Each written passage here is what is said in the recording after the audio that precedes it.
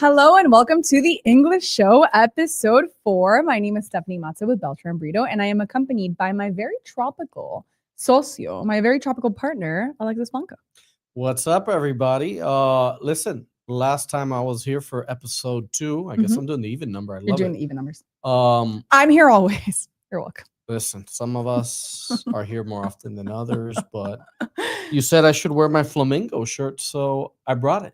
So we were trying to tell the people who are new to the English Show, because we have a Spanish channel that we're always here on, and everyone knows us through our Spanish channel. We're launching English now, and we were trying to explain why this is our setup, and sort of, for whatever reason, we became known as the tropical attorneys, kind of because we're in Miami and we're the tropical immigration attorneys. So that's our thing. Led by our faithful leader, Gil Brito. And Alexis, I told him he had to bring the tropical so that people really understood it. So it's here. It's here. It's here and it's ready. And it's, let me tell you, it's maybe almost as entertaining as all the news we have for today. Oh, okay. There's quite a bit. Should we start with the news, or do we want to start with a little segment? Since this is episode 4. Oh, sorry, guys. Since this is episode 4, let's talk about generally who we are. So we are immigration attorneys based in Miami. We focus a lot on visas, green cards, citizenship, very little on asylum and removal. That's not really our specialty. And so we are here answering your questions live for free. So I think it's a really good, useful tool, right? You can come on here, ask your immigration questions live. And of course, if you ever actually want to have a formal consultation with us, there's our contact information somewhere on the website, right? So somewhere on the video, you'll have our contact information and you contact us for a consultation. But at least for now, we can answer your questions live free for immigration. I agree with you. Let's go start with immigration news first. All right. I mean, Visa Bulletin, I think, is a big one that came out this week. Cool, right? Love it. And so Visa Bulletin, for those who don't know, determines when one can initiate the adjustment of status or consular processing of the green card application, the I-45, or if you're applying abroad, DS-260. This is published every month. It usually comes around mid-month. So what was just published is for December. So it covers from December 1st to December 31st. And it bases itself off of a priority date. The priority date for most petitions is the I-140 date or I-130 date. For Department of Labor and EB3 or labor certification petitions, a little bit different. But still called a priority date. That priority date determines when you can initiate that process.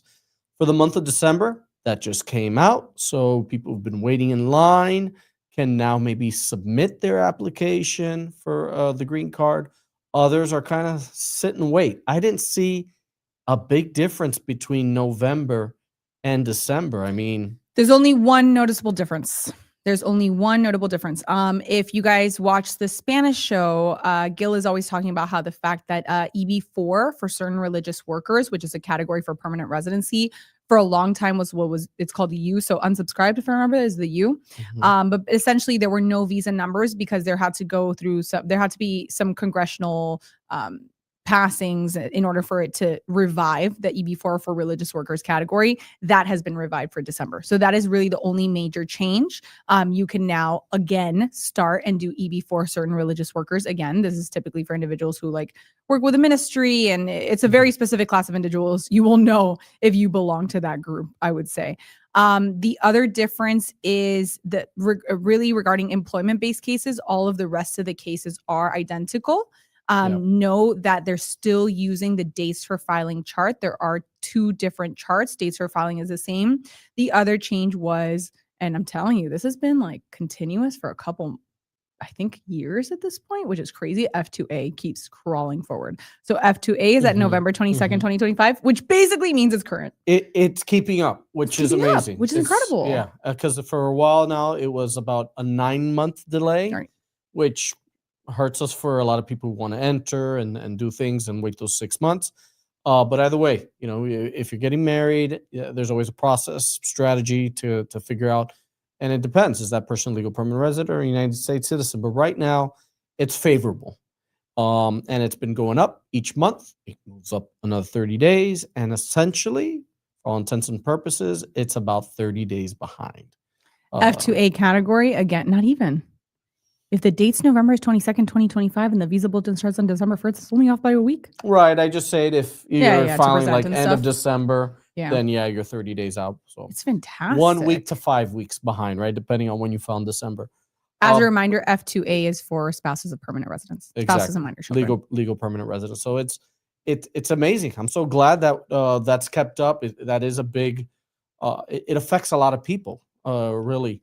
But employment base, it's kind of held steady. Technically, there's a 30-day delay now since there was no movement. Correct. And we'll see what's to come for the months to come. That's why creating a strategy is so important. That's why sometimes pursuing a non-immigrant visa, something that's temporary, is important. Now you can renew those. Some of the visa categories allow you to renew indefinitely. So there are benefits, pros and cons to each. And I think that kind of goes into what we're going to talk about later today. But before we get into that, there's also some other news, right? So we have the public chargeability. That was in talks yesterday again of reviving what was around about a little bit more than that, 6 years ago when we had the public charge rule in place and what that meant. We'll know more on Wednesday. I believe it will be published in the Federal Registrar. I have an inkling that it'll be similar to what it was in Trump's first presidency. And that probably means that certain benefits that you receive might be frowned upon. The conditions of your household, financially, what help are you getting? They're going to ask that, and it might affect. Let's wait and see what it means, but be mindful. That's going to be released this week, Stephanie. It's going to be a nightmare. It's going to be a nightmare. I hated it the first time Trump was around. I hate it the second time Trump is around. And it is a very large form about public charge. It is annoying, but let's see if they say that we have to start submitting it with future cases. Are they going to require the I-944? The I-944. Right? Remember that It's form? a devilish form. Crazy, 20 pages, asking everything, a lot of financial information, very intrusive. Work history, academic history, a lot of information was required then, and you had to provide some evidence too. So how are they going to change that? Are they bringing that back? We won't know. I guess watch next week's episode to get more information on that, but that's going to be on the radar. It's going to affect a lot of people moving forward. If it's like before, at least we know what we're getting into. It's not fun for anyone, but guess what? It's part of the legal process.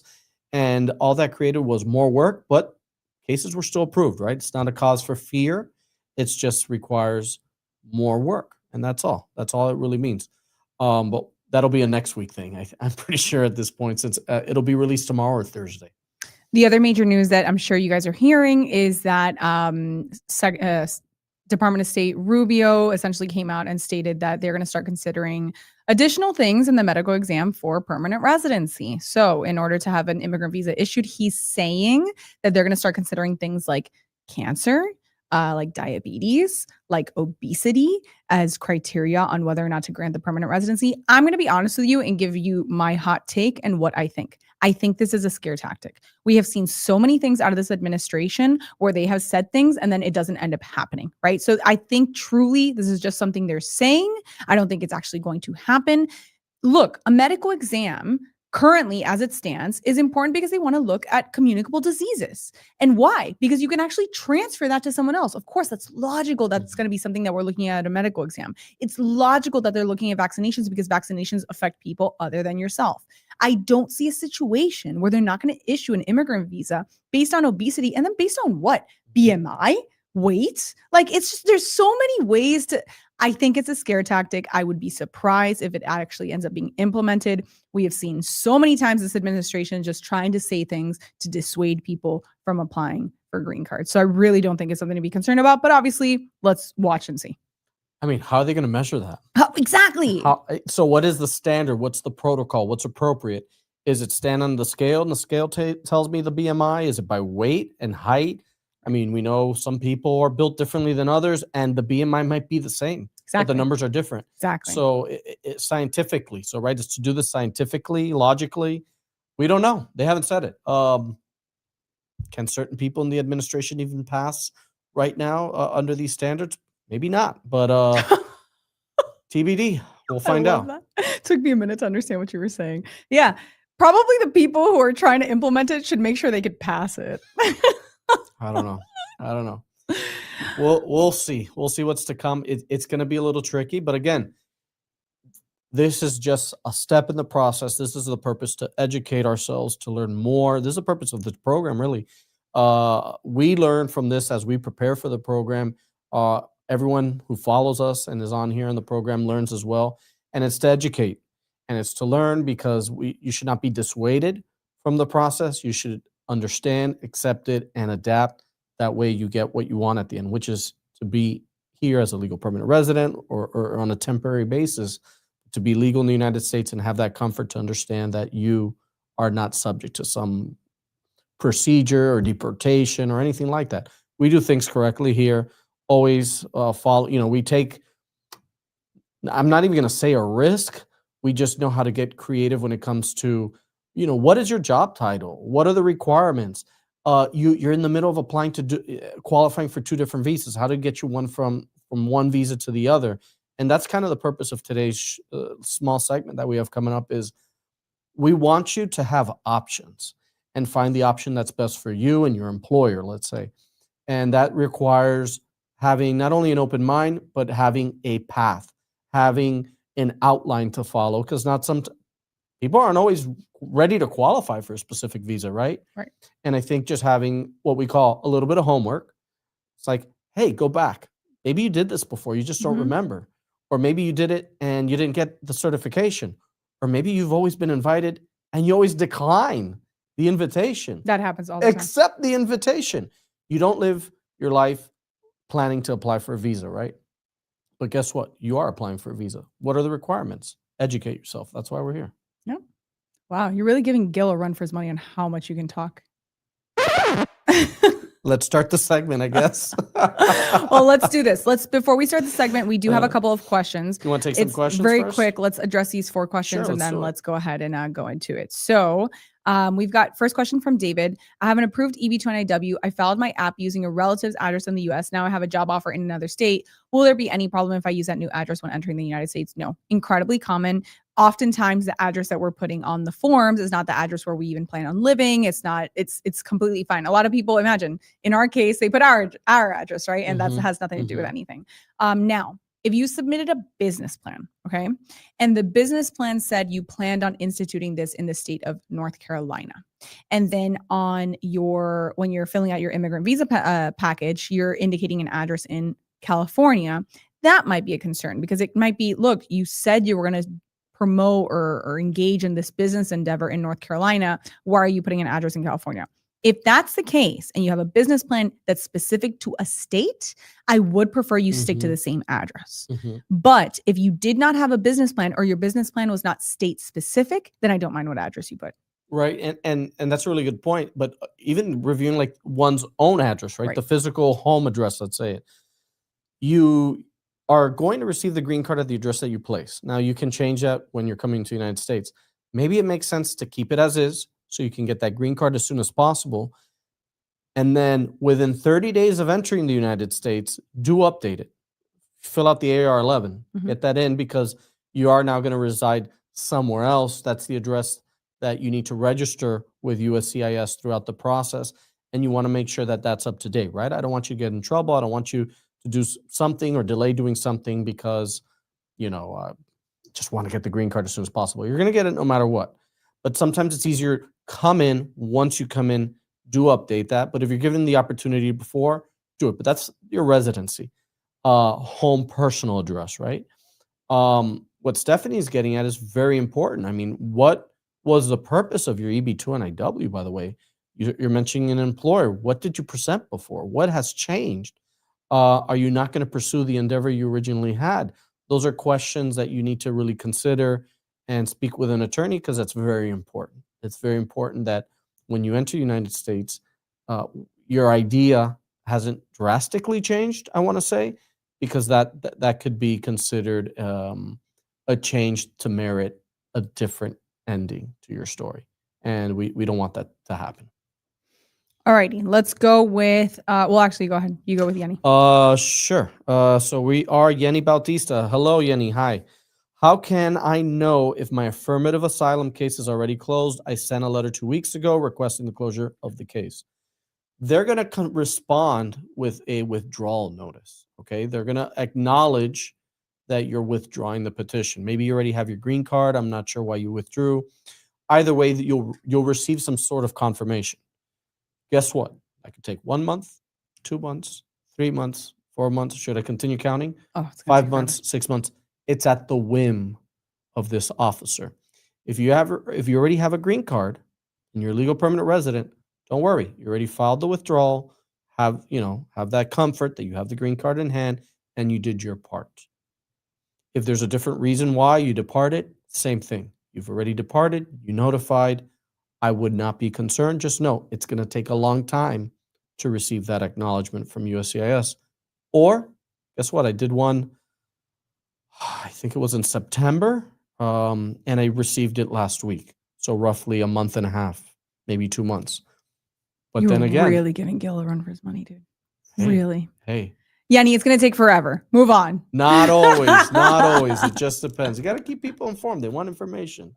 I have this conversation with Gil all the time. This I'm is- like, just continue. This is Stephanie when I'm here talking, huh? I got someone told me on the last English show. Was it with you or was it with Gil?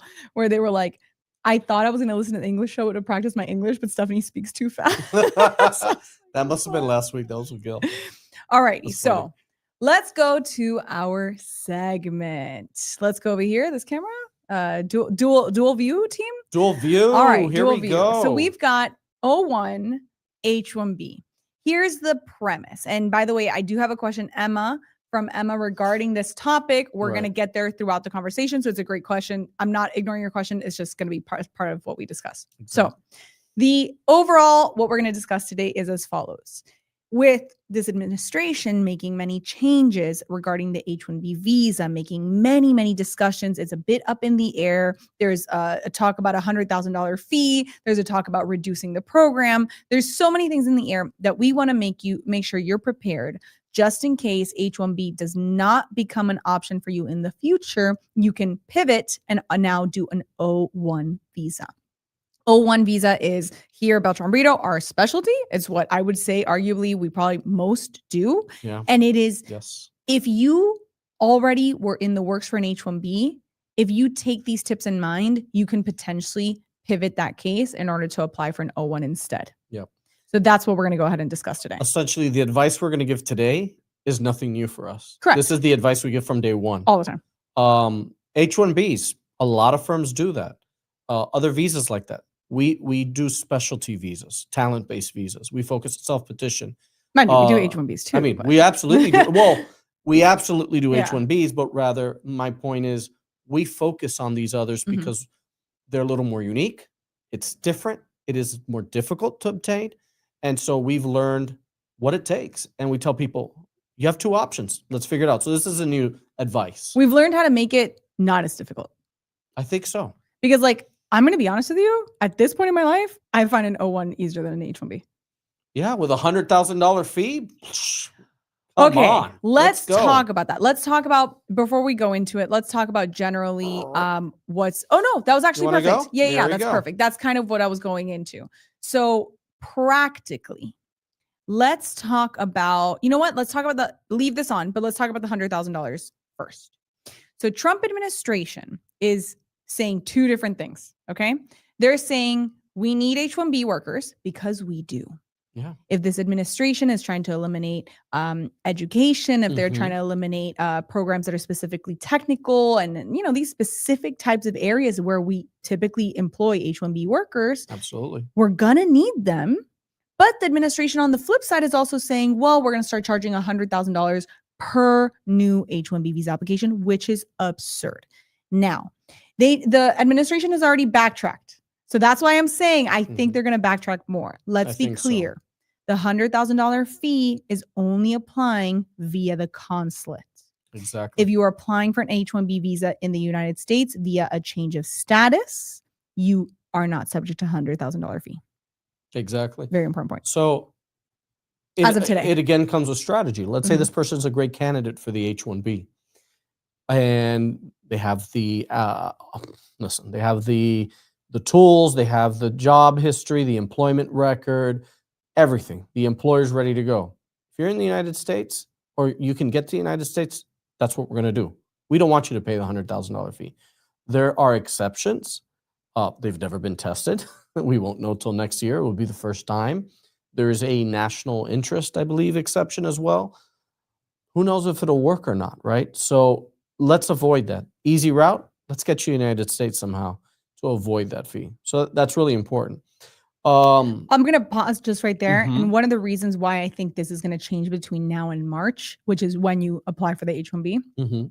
is because essentially what they're saying is they want people to go back home, right? Mhm. Like they want legal immigration where people maintain their residence abroad and go back home, even though H-1B is dual intent. But they Right. want people to go back home generally, right? I think so, yeah. They don't want people to permanently steal American jobs. So then why would they encourage change of status over consular processing? It doesn't make sense. Like, it's just not lining up. That's why I Yeah. think you're going to see a lot of changes between now and March. I think, listen, it's all an experiment. Right. It's very new. Right. No one knows how to cohesively come. I mean, everything, immigration's huge. The Right. practice of immigration.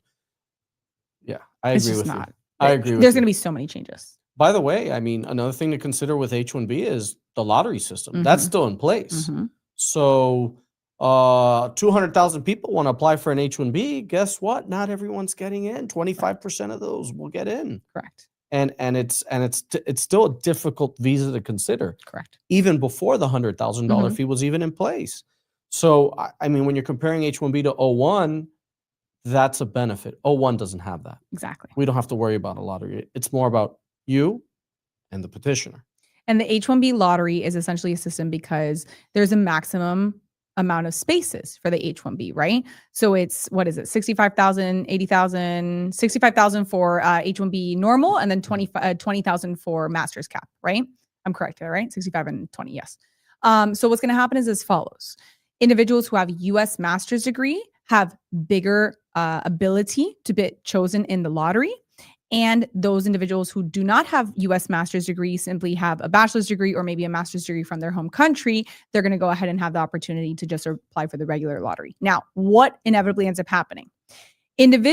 So many people apply. I think the last number was something like 700,000 people applied for the It's lottery. insane. Yeah. That it's like a 1 in 3 shot, less, because there's a lot of factors to factor in their extensions and all that stuff, right? Exactly. But cap, gap, all that stuff. Yes, But yes. there's a lower chance in the lottery because there's so many people who apply for the lottery. So first step is to apply for the lottery. And then once you're selected in the lottery, you're able to submit your petition. What they're saying is everyone's going to be able to apply for the lottery. And if you're selected, you'll have to pay that $100,000 fee if you're applying through the consulate. That's what they're saying as of now.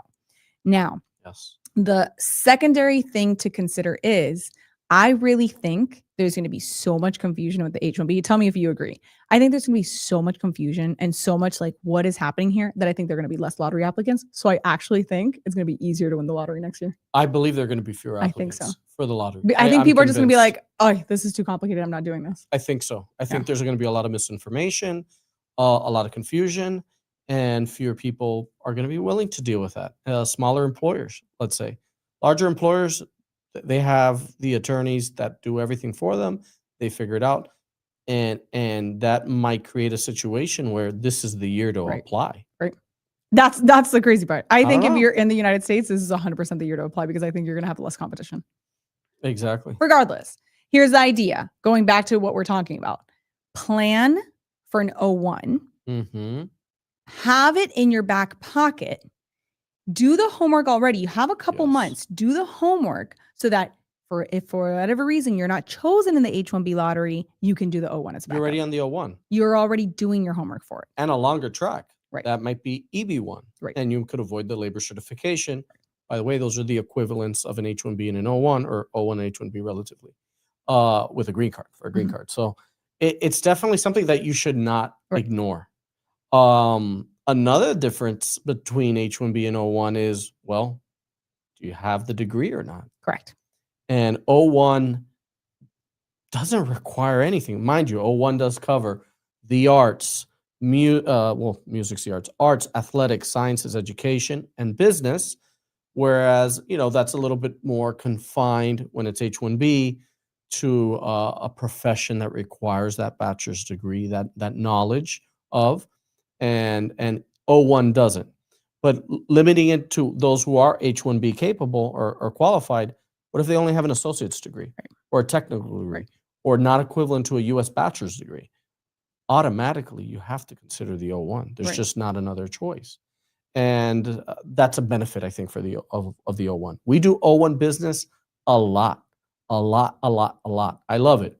O1A, right? Because, I guess we'll get into that, but there's O1A and O1B. O1B is in the arts. I think today we'll focus on O1A more than anything because that does focus on business, education, science, and athletics. The first three are H-1B candidates for the most part.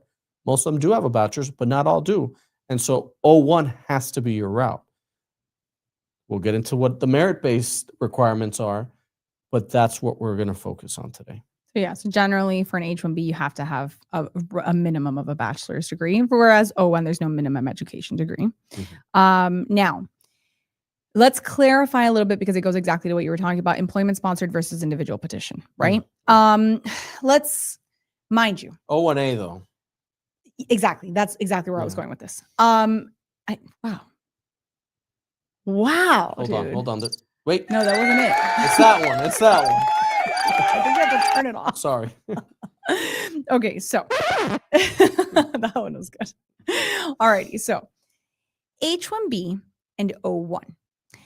As Alexis rightly said, O1A is O1A for essentially business, athletics, entrepreneurship, sciences. You're generally going O1A route. So the majority of the people we're talking to today that were considering an H-1B that want to consider an O1 are likely going to do an O1A. When you do an O1A, you do need to be petitioned by a company, and you will only be able to work with that company. The reason we mention the individual petition is because in small situations, and not small, but in certain situations, if what you do has an artistic spin to it, a creative spin to it, then we may be able to do what's known as an individual petition, where you have just an individual person as the petitioner and you can have multiple employment offers. Examples here. Maybe you're a creative director for a company. Maybe you're in advertising. Maybe you're in publicity. Maybe you're in marketing. Maybe you're in what's other O1Bs that I've done that could have been H1Bs. But all of those are, let's say, the director of marketing, right? So it's sort of just like there's an artistic element to it. So I could spin it as an O1B, and we'll go into what that means. Now, that being said, I also want to consider the fact with O1A, you can be the owner of the company that petitions you. I'd like for you to have a co-owner if possible, or the board of directors, but so you can kind of self-petition in that way. But last year, they did open that for H-1B as well. They changed the requirements, only 18 months versus 3 years, and you could be owner of the company, blah, blah, blah. There's a lot of things. But now, technically, in both scenarios, H-1B and O1A, you can be owner of the company that petitions you. They're giving entrepreneurs the chance, the opportunity to take this on. And it's a great opportunity. We've done it successfully. H-1B, actually, this last go around at it. And O1, we've been doing it and successfully. So you have to have a structure, right? You have to be incorporated. We have to have the foundation of an operation that's already going to run, that is running, that's operating at some capacity or about to, right? It has to be real. And that's what we consider location, physical commercial space. So that's what we mean by individual petition, where you're using your future company or the company you have in place to petition. So you're not petitioning yourself, but you don't have to look elsewhere. It's within your network. It's you. So it's an option for both. Yeah. So up to now, as you can see, there's a lot of overlap. Completely. There's a lot of overlap that's going to be essentially useful. And I think there's one more. The processing times, I see them there. I think they're about the same, honestly. Though H-1B, start in October. I'm going to tell you something, media team. That was aspirational. 1 to 3 months processing on an O1 is wild. I don't think so. I think it's exactly 4 to 6 months. I think it might even be a little longer. Pretty even, but even if you did premium processing on both and you had decision, let's say hypothetically in 1 day, it doesn't matter. H-1B, you can't start until October 1st of that, basically the next fiscal year. So your lottery in March, decisions in April for the lottery, you're filing between then and June 1st. You got 60 days to file. Right, is the deadline, approximately. And then, but you can't start till October. Correct. You don't even have status. So if you're in the United States, you have to maintain status until October 1st to start that H-1B. Whereas O-1, once it's approved, you have that status. Correct. It's year round, 365. Correct. That's also a benefit. Correct. I think more than the processing times. And maybe that's what they were getting at. Both are eligible for premium processing, which is a good point. True. And as far as duration of the visa, there's a little plus with O1 versus H1B. So it's 3 years. Both of them, you're going to get 3 years. Your H1B, you can renew it once for a maximum of 6 years. And then O1, you can renew 3 years, every 3 years, indefinitely for the rest of your life. We have clients who have been on an O1 for 20 plus years. Yep. Right. Now, once you go into green cards, there's other ways to extend the H-1B if possible, but generally think 6 years max on an H-1B. Yeah. O-1 does not have a max. It Generally depends, speaking. are you an Indian national? And there are many, there are exceptions, right? You got to call us for all the little mini exceptions. But exactly, it exists, but this is not about H-1B. Right. It's about O-1. Right. And a lot of our clients want it because they know that there are benefits to it. It gives you a level of freedom also. Yep. I guess let's go to the next slide because I mean, we've really kind of talked about the dual track. I think we mentioned this a little bit. O1 leads to an EB1. So EB1 is the immigrant visa of the non-immigrant visa O1. Also, there's O1 to EB2 on IW. That's correct as well. You're not limited though. Let's say all of a sudden you have a petition, a company that wants to file a petition on your behalf and you do a labor certification, which is very common for H-1B. O1 allows for that, right? You're not limited. It's based on your skill set. It's based on your knowledge, that labor certification. The O1 route, what it's giving you is now 3 years. Let's say you just do it once, 3 years. It's giving you the opportunity to continue to pursue or do what you need in order to pursue an EB2 and IW and an O1. Not to say an H-1B, while you're on H-1B, you can't do that. We have clients that do it all the time. But generally, O1, it's a natural transition to EB1 or EB2 and IW. Also, O1 and H-1B, there's points for both sides, are both dual intent visas. Exactly. Which means that you can do both a permanent residency petition simultaneously or before or after doing an O1 or H-1B. They do not contradict each other. So plus points for both of them. For both. Sense. Exactly. Yeah. At that point, I think, we're neck and neck on that. I'm still a little bit in favor of the O1. You could see that there are some positives. Oh, hell, positives. But nothing's taken away right now by going the O1 route at the very least. Who qualifies? Yes, founders, researchers, creators, products, tech leads, all professions that we were hinting at before. For the H-1B, definitely qualify for the O1. But you will see anyone can be an O1. It really is. Anyone can be an O1. When we wrap up and include the arts, professional speakers, anyone in the arts, if you're a creative mind, what is a sport? We could do a whole section of what are athletics. Yeah. It's amazing. So the O1 really opens the door to everyone. Right. I'm gonna go right before we go there. Emma? Yeah, let's go. Yeah, let's go with a question there. Yeah. Do you want to take it? Go for it. If O1 is faster than H1B, but I want W-2 employment with work authorization and Social Security, not 1099 contractor, what's my best interim path? So Emma, to be clear, on an O1, you can work on a W-2. You will be authorized to work in the same way that you have an H-1B. You have a visa that authorizes you to work. You're never going to get a separate work authorization card with neither of those scenarios. So you can work W-2. You will get a Social Security number because anyone who is permitted to work in the US with a valid visa will get a Social Security number. So in both situations, you're going to get the same thing. And then she asked, in that case, if my W-2 job is remote or multi-state, do we need itinerary detail and site updates in the O1? All right. So that's an interesting thing. On H-1B, if you're going to be remote, you have to indicate it ahead of time on the forms. On the O-1, you kind of have to do the same thing. You kind of have to indicate where you plan on working. You can have multi-site on the O-1 a bit more easily, I would say, because you kind of don't have to you can just simply state multi-site without really going into detail, though providing the addresses is ideal. On H-1B, you should provide the addresses ideally ahead of time. So in that sense, I do say O-1 kind of has a leg up, right? But you can certainly be a W-2 employee on an O-1. You're fine. And you're going to get the social security number. Yeah. I mean, the benefit's the same, right? Right. You're working for an employer. That's a conclusion. Yeah. You have to be working for a company. It will be W-2. Not contractual, not contract worker 1099. The one difference is H-1B, you do get a work permit. Or no, maybe that's no, it's only the spouse. I'm sorry. Only you get the approval. With the approval, that is your work permit. And you want to talk about that? No, just really quickly. That's probably the only. Well, no. Not even because not every spouse it's only, can it's work. only I-140 approved. All exactly. Right. So it's not because for an O-1, I guess let's talk about this for a second. O-1 spouse is going to be an O-3. Right. Cannot work. H-1B spouse. H-4 spouse cannot work. Cannot work. Cannot work in the majority of situations. 95% of the time. We didn't want to bore you guys. The only ones that can work is if they have an I-140 pending or approved, and they can't file an adjustment of status, so that's why they allow them to do that. It's basically geared for those who are waiting on the timeline to get their green card, tend to be Indian nationals, sometimes Chinese nationals. So it's really there to help people. It's a benefit.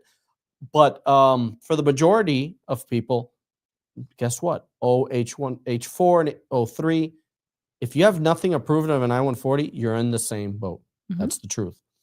Okay, let's go for another question. Go ahead with this one.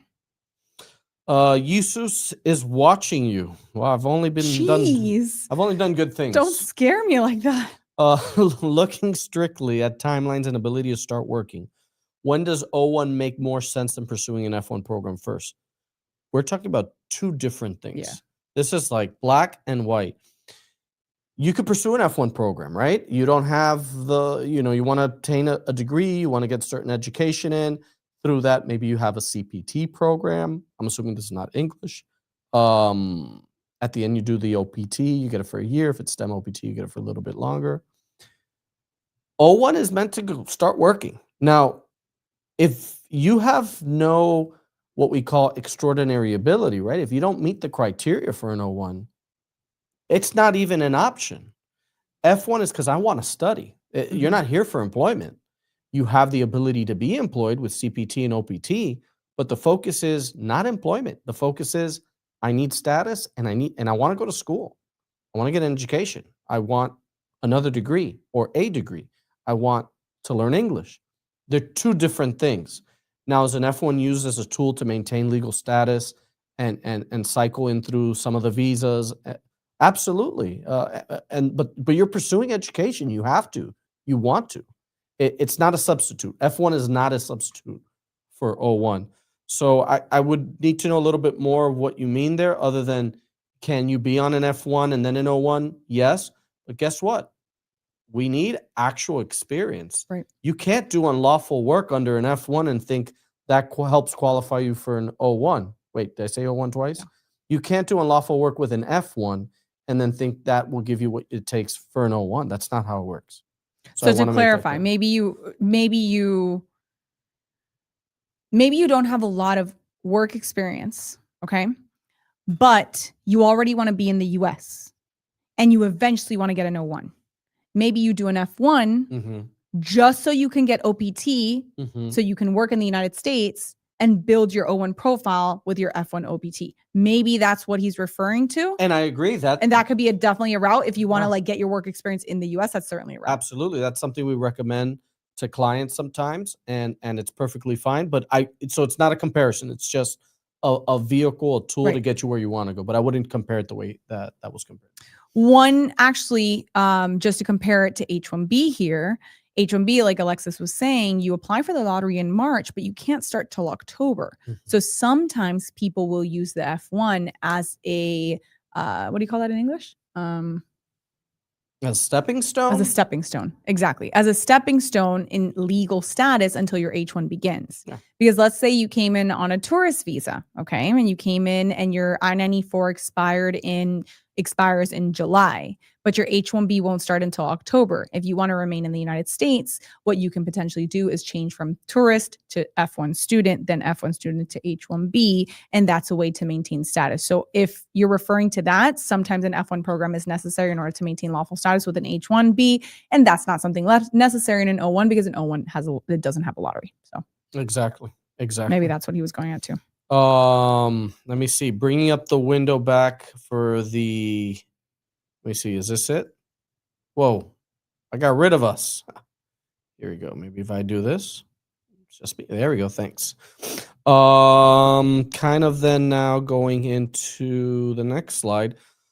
So are you O1 material? I think this is what everyone's been waiting for. It's what I want to talk about. I think it's we've discussed the pros and cons of O1, H1B. I think O1 is, when you compare it apples to apples, the better visa, the more flexible visa. Now, what does it take? O1A has 8 categories that are considered. And in short summary, you're looking about press about the person, and we'll talk about the qualifications of that press. They have some sort of recognition, award, membership. They took on a lead role or critical role for an organization.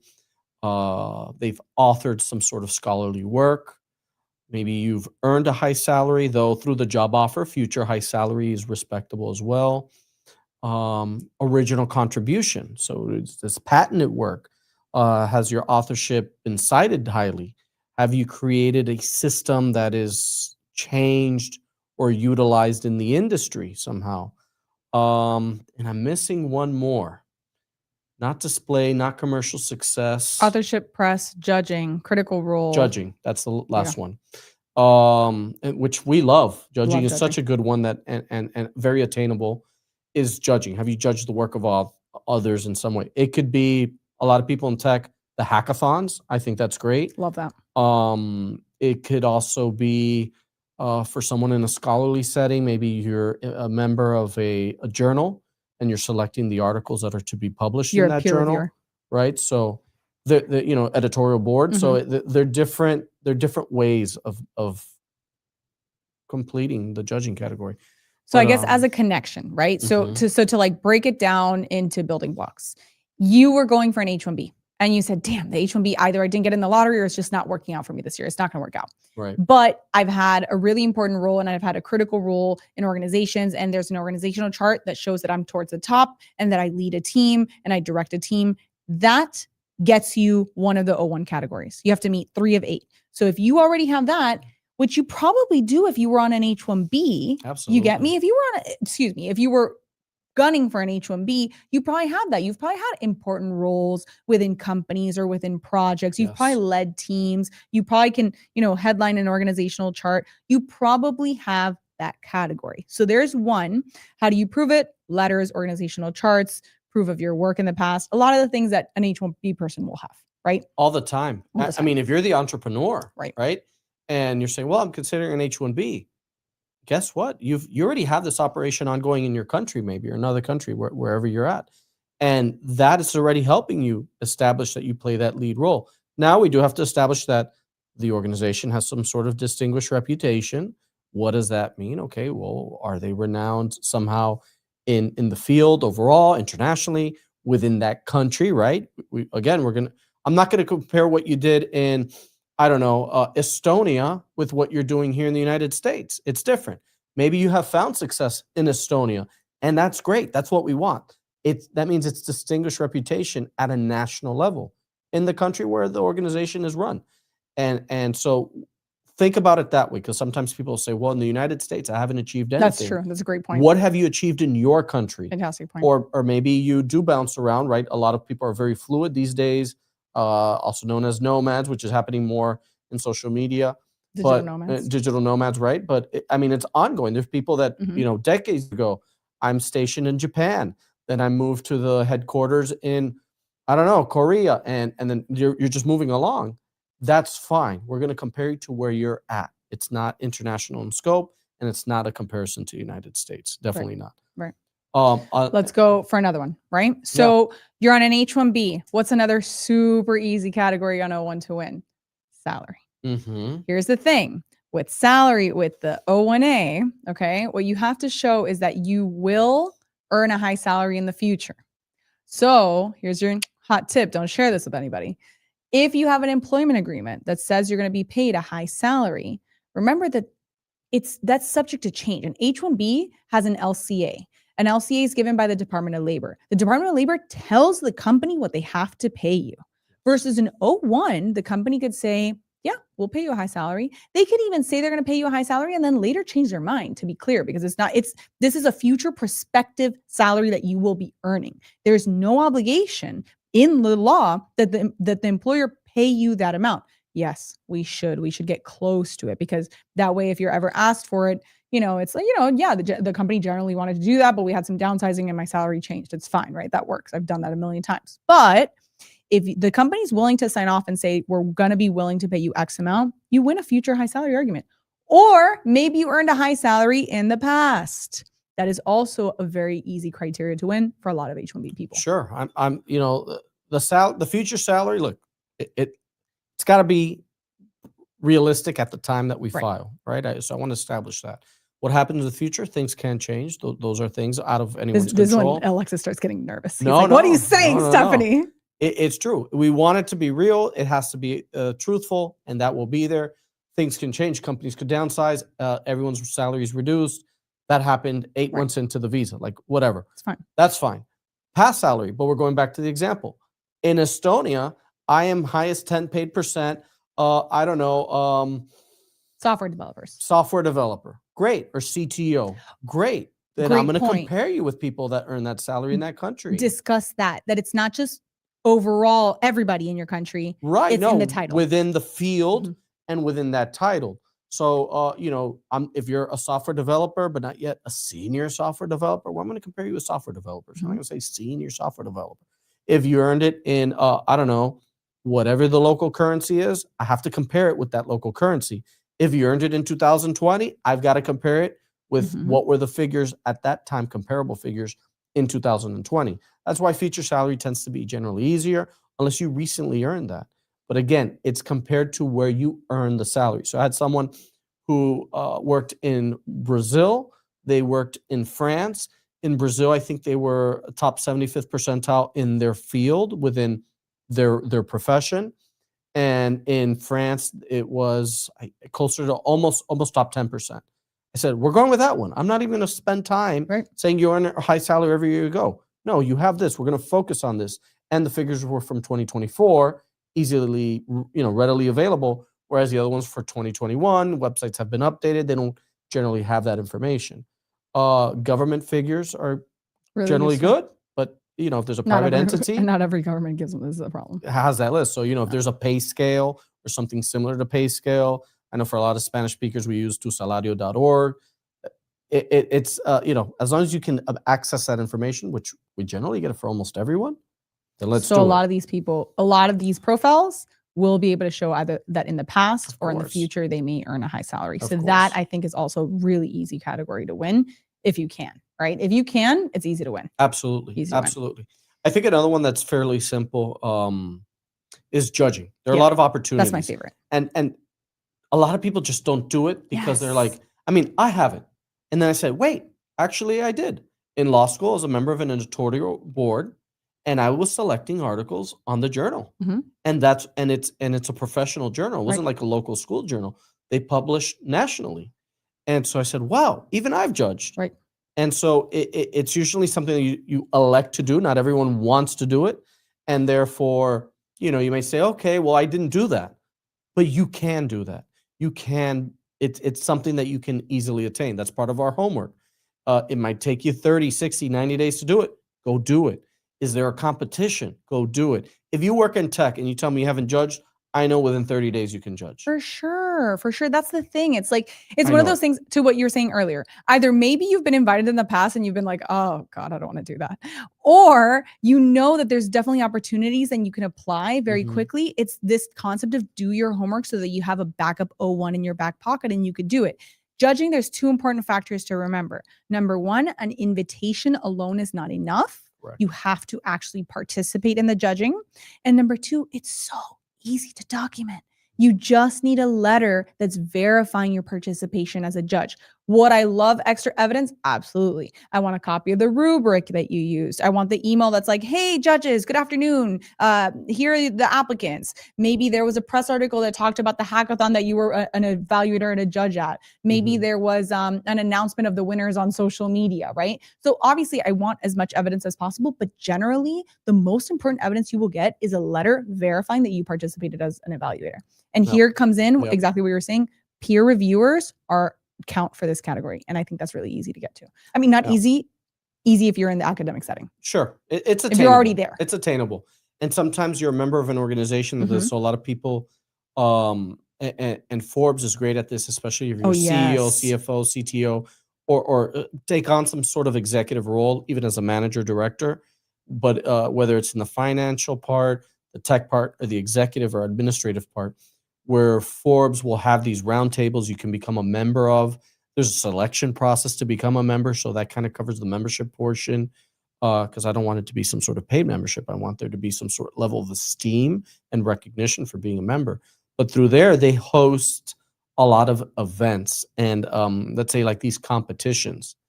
And that is then, hey, I became a member, and 3-4 months later, I'm already judging. It's done. What's going on? Got a big smile on your face. Laughing. People are being so punny. Oh, are there? I love it. I love wittiness. Sorry. I'm so sorry. I was reading it while you're going. I'm like listening to you, but also reading the questions. You gotta have to show me in a second. But I think it's one that we gotta do. We gotta do it. Wait. Tell me. After this episode, my questions filed for voluntary departure.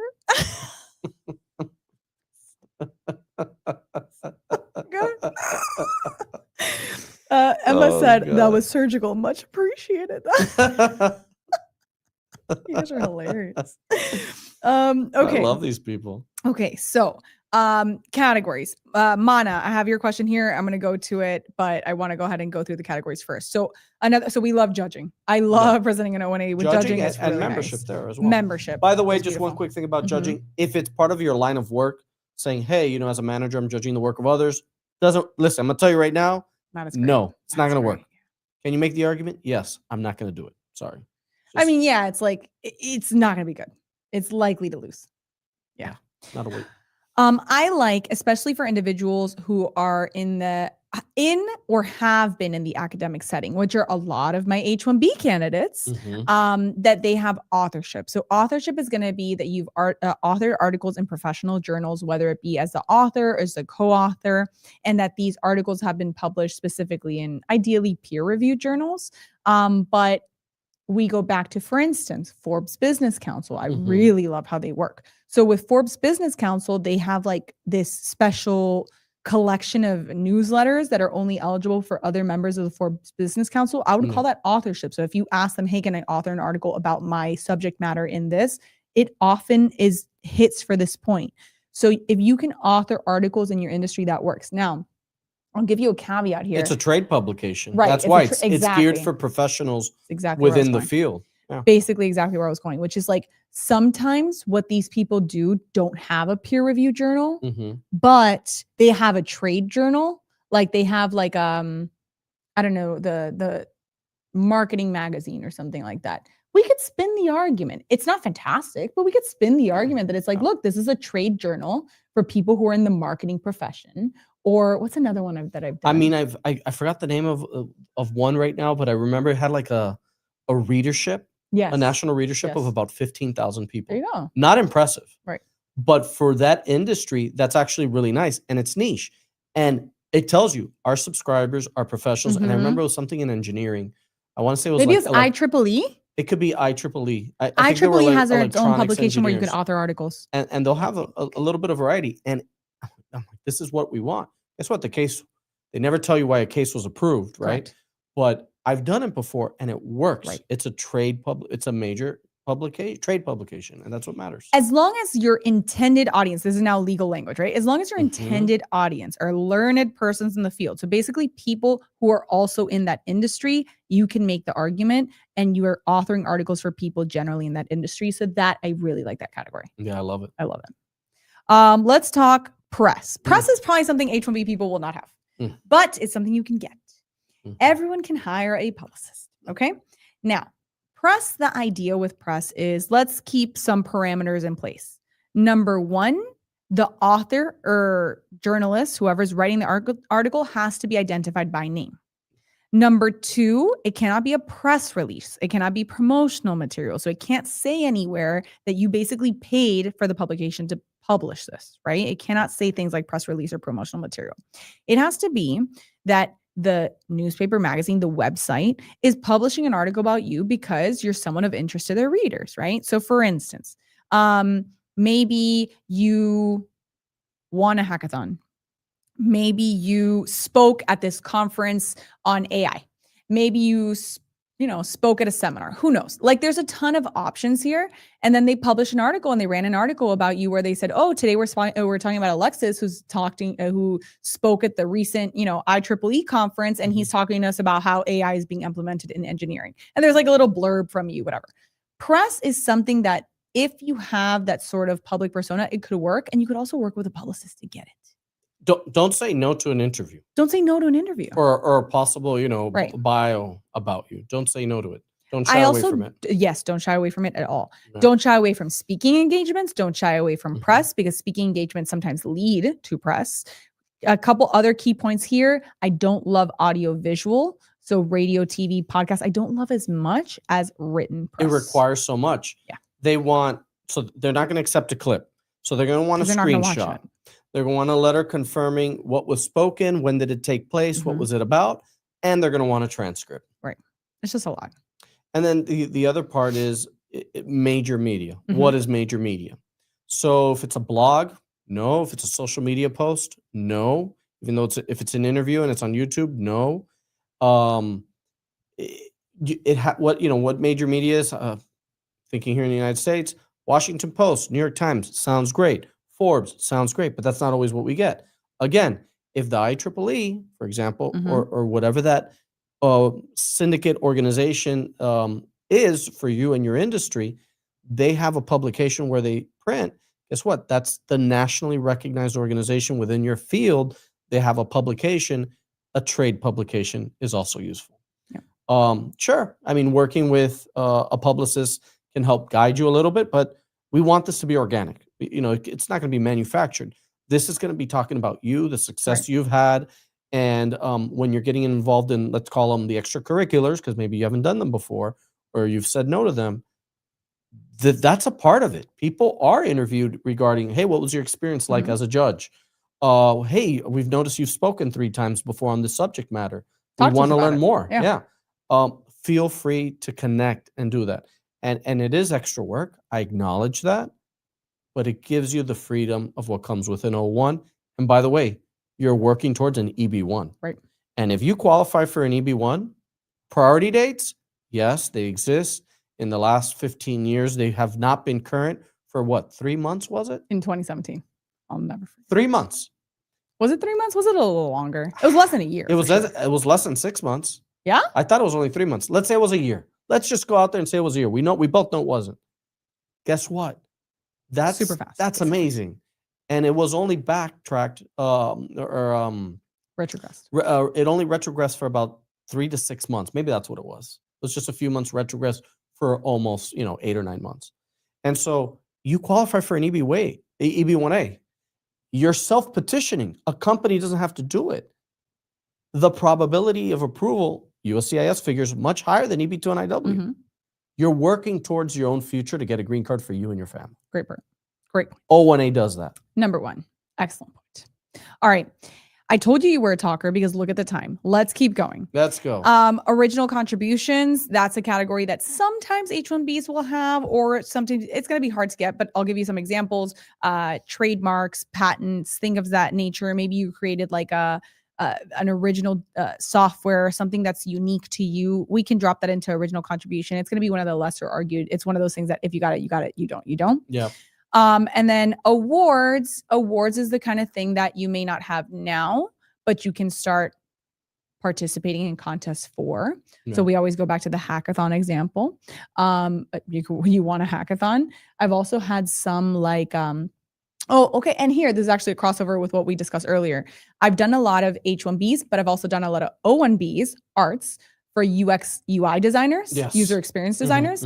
And so there's like an award for like best UX design or best app design, best mobile app design. Yep. So those are like awards that you can get. And those are the ones where you could actually cross into O1B, which actually has easier categories. We're not even discussing those really, but it's even easier, I would say. And something that I have a lot of clients that have gotten this because they work on startups a lot, and maybe they're the CFO, CTO, whatever it might be. And by the way, small operation, maybe it's them and a couple people. It doesn't have to be big. Grants, they get government grants, and those receipt of that government grant might be an award. And it certainly attests to the distinguished reputation of your company. That's absolutely true. So, and with that comes press. I mean, it's all interconnected. It's very organic. A lot of people have the choice for it. I mean, this is about the plan. We've been talking about this. Yeah, it's homework. Homework can take 30 days, 60 days, 90 days, whatever it can be. But I know a lot of people tend to have a base. And even if they don't, they're able to turn around and do things quickly. And even with that, since you know H-1B, you can't start until October 1st. Guess what? We're right now in November. You start on this, we file an O1 even 6 months from now, because it took you 5 months to get everything ready, a month for us to finalize and present. You're still here before an H-1B. Yep. You're just filing for an H-1B that won't start till October 1st. When we tell you we like the O1 for a reason, we like the O1 for a reason. We don't lie. Really do. We don't. Alrighty. I have a question here that's sorry to pause you there, but I have a good question here that's Mana, excuse me. As a STEM grad stuck post OPT, hearing how O1 EB1 to NIW works and why premium processing is strategic, not automatic, was exactly the clarity I needed. I want to give you a little more on that. Okay. So if you're post OPT, I would love for you to go O1 first, because I think it just looks really nice. You don't have to. I've done OPT straight to EB1. I've done it. O1, excuse me, post OPT straight to EB2 NIW is more difficult just because of the wait times. Yeah. But yes, if you can do O1 first, so OPT O1 to EB1 or NIW, it's good because, first of all, it looks good on paper. It looks good on paper. It's like, oh, we already looked at this person. We already qualified this person for an O1. If you're an EB1 land, it's exactly what immigration was saying. So exactly what Alexis was saying, which is the O1 criteria are nearly identical to the EB1 criteria, except for two. So there's only two additional ones that EB1 has that O1A doesn't have. So if you qualified for the O1A, it's a really large indicator that your evidence is also going to be accepted for an EB1. Yep. It looks good, and plus it gives you time. It gives you comfort, because in O1 you can get it again for 3 years. Now, the NIW, the O1 after OPT becomes much more necessary because NIW takes a lot more time. Now, you can also use the O1A homework for your NIW, because it goes to the well-positioned argument. It goes to, hey, listen, this is what I plan to do in the US as my endeavor, but I'm well-positioned because I've judged competitions, I've gotten these awards, I've spoken at these seminars, I have this patent, I'm an author of these articles, I have a critical role in a company, I earn a high salary. It goes to well-positioned. So everything you're doing, all this homework you're doing will not only pay off for your O1, but also for your EB1 and NIW. Exactly. And though we do OPT to EB1 a lot, yeah. I think it's all about timing. So how much time is left? Are you a Chinese or Indian national?